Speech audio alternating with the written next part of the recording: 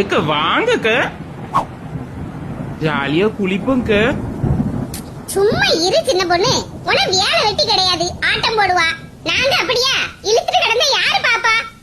மழையில நினைஞ்சா ஒண்ணும் செய்யாதுன்னு சொன்னியலாக்க, வேற எங்க இப்ப இப்படி சொல்றிய? தலையில இருக்க டை எல்லாம் கரைஞ்சிரும் தானே. சும்மா டைங்காத யாசி புடுவேன் பாத்துக்க. சரி, டை அடிக்கல, அப்ப தலையில இருக்க சாக்க ஒரு 5 நிமிஷம் எடுத்துட்டு நில்லுங்க பாப்போம். போதுமா? என்ன கொஞ்ச நேரம் நில்லுங்க. அப்படிலாம் உன் பேச்ச கேட்டு நிக்க முடியாது. சரி, அப்ப ஒரு குடம் தண்ணி எடுத்து தலையில ஊத்துங்களா பாப்போம். என்னக்கு சொன்னதெல்லாம் செய்யாவ? அப்ப லட்சுமி அக்கா டை அடிச்சிருக்கான்னு அர்த்தம். நீ இப்ப டை அடிக்கலன்னு உன் வேலையை பார்த்துட்டு போனி அப்பமே குடத்தை போட்டு போயிருப்பவ. அப்படி சொல்றீல?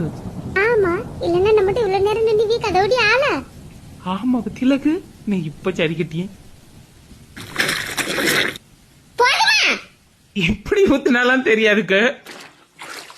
இதுல நல்ல முங்கி எலும்பு அப்பதான் தெரியும்.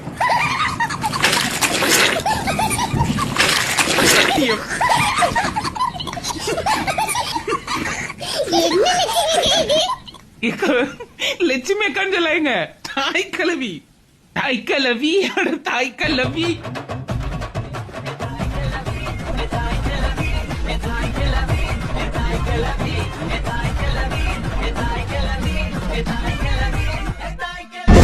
லட்சுமி அக்கா, எக்கா எக்கா ஒரு டவுட்டுக்க.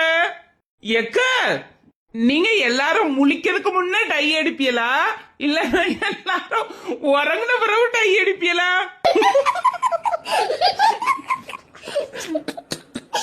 மாட்டிக்கிட்டேன்.